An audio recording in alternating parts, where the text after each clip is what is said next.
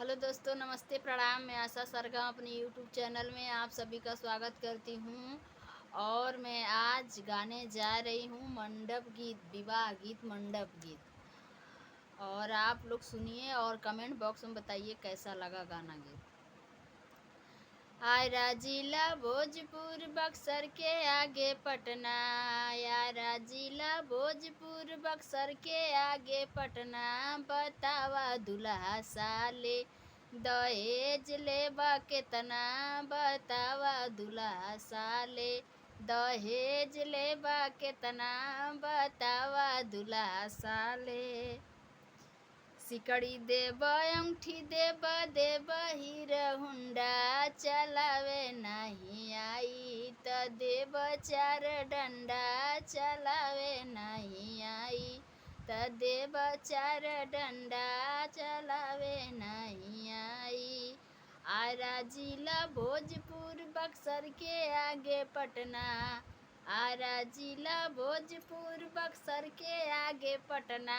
बतावा समधी साले दहेज लेबा केतना, बतावा समधी साले दहेज लेबा केतना, बतावा समधी साले। सिकड़ी देब अंगूठी देब हीरो होंडा, सिकड़ी देब अंगूठी देब हीरो होंडा, चलावे नहीं आई त देब चार डंडा, चलावे नहीं आई त देब चार डंडा, चलावे नहीं आई। आयरा जिला भोजपुर बक्सर के आगे पटना, आयरा जिला भोजपुर बक्सर के आगे पटना। बतावा भसरू साले दहेज लेबा केतना, बतावा भसरू साले दहेज लेबा केतना, बतावा भसरू साले।